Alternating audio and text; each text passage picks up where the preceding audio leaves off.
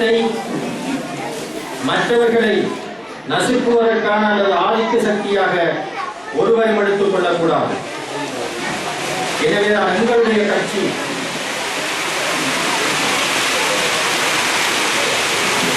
மத சார்பற்ற கொள்கையை கடைபிடிக்கிறது.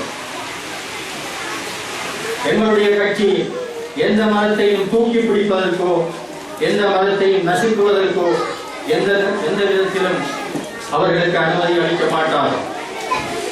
எங்களுடைய கட்சி மத சார்பற்ற கட்சி என்பதை எல்லோரும் விளங்கிக் கொள்ள வேண்டும். இந்த அடிப்படையிலே இப்பொழுது மதத்தை பயன்படுத்தி காவி உடையை பயன்படுத்தி சிலர் இங்கு இருக்கின்ற நிலைமைகளை குழப்பதை விளைவிக்கின்றார்கள்.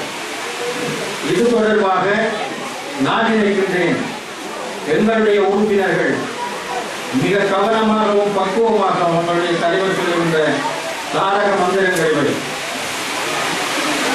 எங்களுடைய உறுப்பினர்கள் கூட மிகவும் உணர்ச்சி வசப்பட்டு பேசியதை நீங்கள் பார்த்திருக்கிறீர்கள்.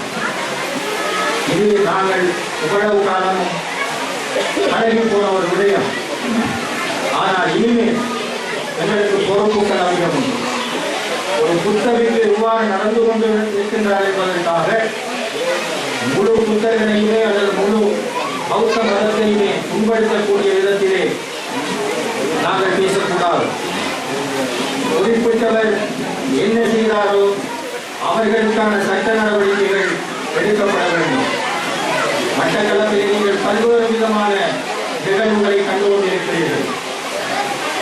இதுவே அந்த குறிப்பிட்ட சட்டமுறை செய்த பௌத்த குழு சட்டத்தின் முன்னிலையிலே நிறுத்தப்பட வேண்டும் என்பதற்கான அர்த்த புத்தி உள்ள விடயங்களை நாங்கள் செய்திருக்கிறோம். அவருக்கு